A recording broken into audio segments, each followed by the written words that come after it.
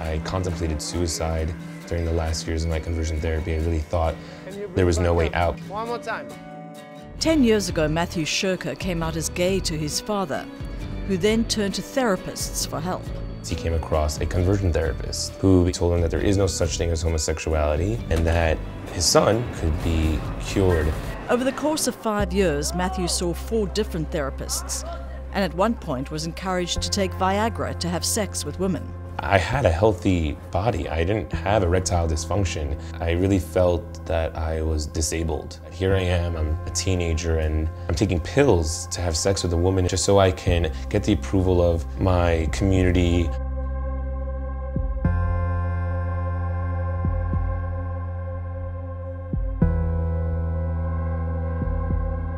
Only New Jersey, California, and Washington, D.C. have banned conversion therapy. Similar measures are being considered in several states, but many have failed to pass, including recently in Virginia. That's where Christopher Doyle, a so-called ex-gay psychotherapist, practices. If you have to put a label on it, you could call it sexual orientation change effort therapy, but I don't call it conversion therapy. That term was a term made up by gay activists in order to try to paint a picture in people's minds that we're converting. We affirm clients in who they believe they are. Being gay wasn't who I was. I experienced unwanted same-sex attractions caused by trauma in my life. Through therapy, I really understood that this wasn't simply a genetic or a biological aspect of me. Today, I don't feel any same-sex attractions, and I'm happy. I'm married to my wife. We have 3 children, and I'm really living my dream.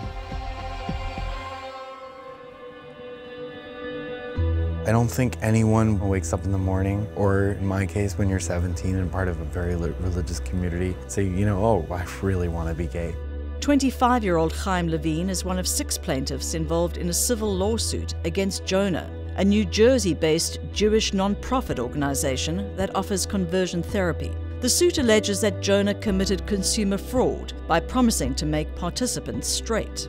I had this session with a life coach. He had me basically remove my clothing. The next part was to hold on to my genital area as a way of like holding on to my masculinity. Which every time I resisted, I was challenged by, well, if you're not going to do the work, then how do you expect to change? The therapist led us to believe that he would become straight. But it is harmful, it makes them not accept themselves, and that's a terrible burden on a person. Today I'm exactly where I was when I was 16, which is you have your whole life ahead of you, and there's nothing stopping you from living the life you want. And that's an awesome place to be, and I had to go through all of this to discover that there was nothing wrong to begin with.